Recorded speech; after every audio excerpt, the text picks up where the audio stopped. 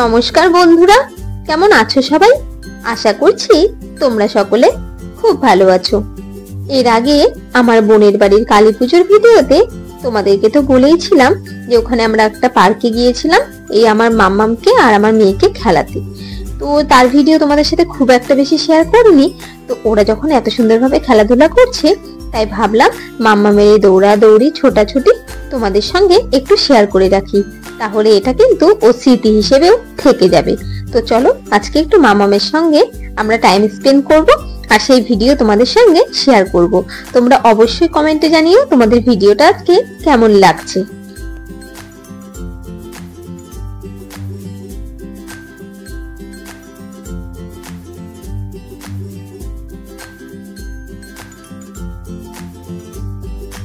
এই দেখুন এখন এসছে এই স্লিপারটার এখানে আর আমাকে বলছে উঠিয়ে দিতে। আমি যেই বলেছি পারবো না, চললো দিদিয়ার কাছে, দিদিয়া উঠিয়ে দে। ও এবার আসছে, এবার নাকি উঠবে ও এখানে।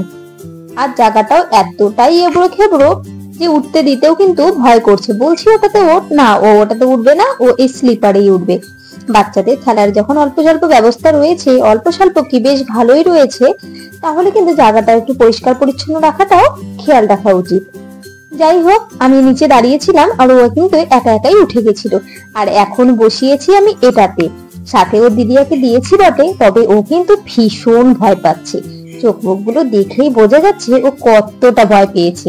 মাঝে মধ্যে বলছি সোনা তুই নেমে যা, আর ও বলছে না দিদিয়া নামবে না, ও ভয় পাচ্ছে আসলে।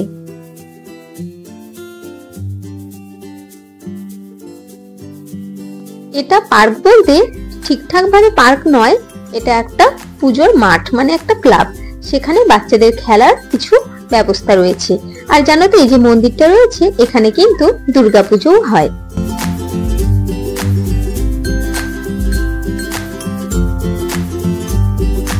চলো তবে ভিডিওটা আজকের মতো এখানেই শেষ করছি।